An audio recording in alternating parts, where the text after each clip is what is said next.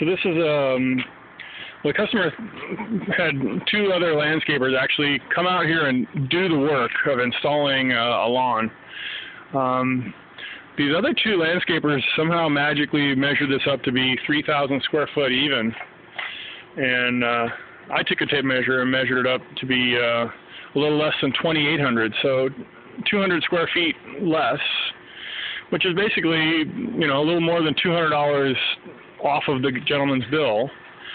And then they also put in the really cheap, no-name, that's an Orbit, but really, and then this is like a no-name. They have a mixture of sprinklers in here, and they kind of laid the pipe really strangely so that there's a lot of extra linear feet, which is going to reduce how much water pressure, and you know, it just doesn't work as well. So you want to reduce how much pipe is actually in the ground going to each sprinkler, and just do a little better quality job.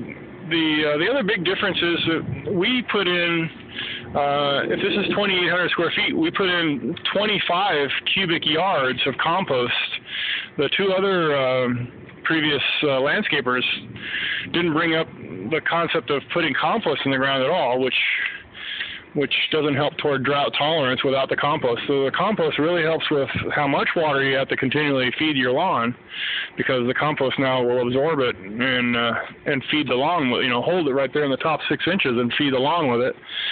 So we're doing more work, and we actually ended up talking ourselves out of about $900. We talked $900 off of our own estimate because of how much work had already been done previously, and we're having to redo it. So we're redoing the sprinkler system, infusing 25 cubic yards of soil amendment into the soil, which is going to drastically help the lawn. So we're doing a lot more work, and we're actually less money than the other two previous landscapers by a couple of $1,000s. We're dramatically less expensive, and we do much more quality work.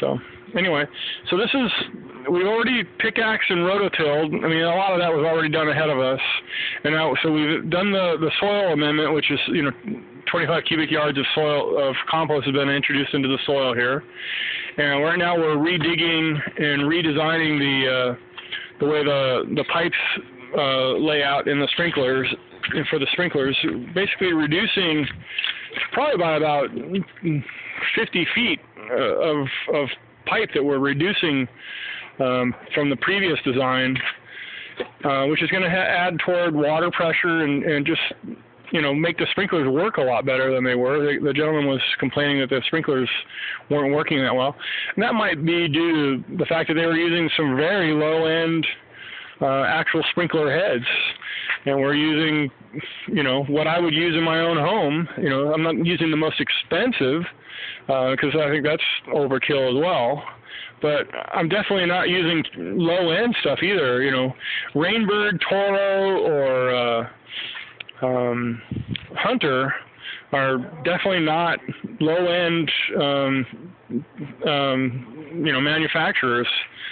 So we're using really good quality stuff when we put in the lawn, because that's exactly what I would put in my own yard. I wouldn't put, low-end junk in my yard either.